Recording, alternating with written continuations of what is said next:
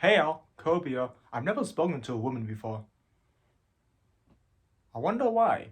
Really, I just can't muster up the courage. I just can't find anyone to speak to, so I've nobody to practice on. Hey Google.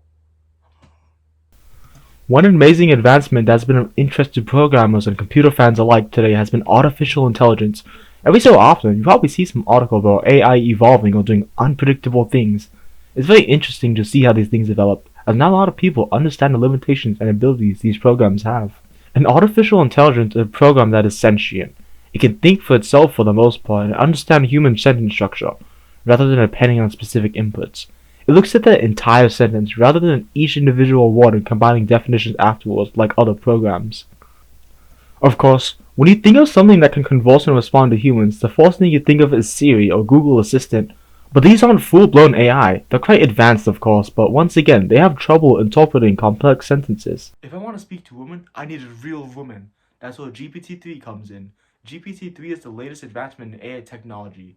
It's able to imitate and respond to human conversations and uses many databases such as Common Crawl, Book 1, Book 2, and Wikipedia. Most of the information is coming from Common Crawl, which is an organization that crawls the web for billions of archives and datasets, including social media like Reddit and Twitter. So that makes sense. The downside to these datasets and GPT-3 in general is the information it contains. It's going to be biased if it has biased sources, which results in situations where GPT-3 is not 100% reliable for purposes such as medical examinations, where in one case, GPT-3 recommended suicide to a patient. It has also been known to show racism towards specific races, a problem seen with many AI attempts. Once again, wonder where that came from. It's also not always accurate, like when I asked GPT-3 to create my script for me, which it did not do.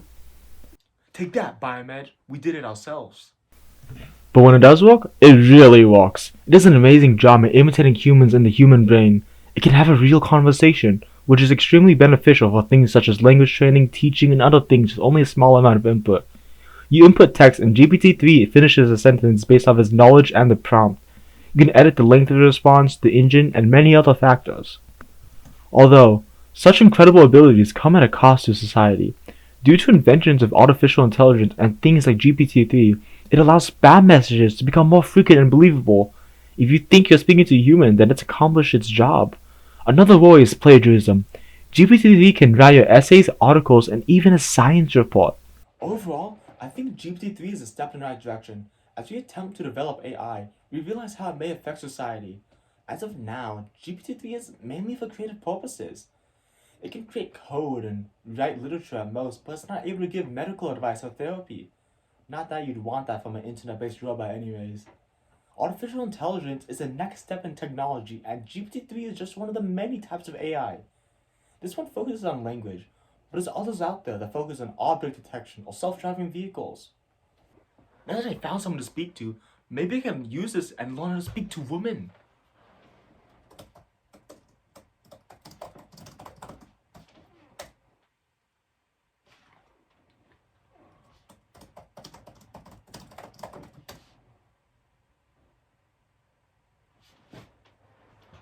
I don't need real women anymore.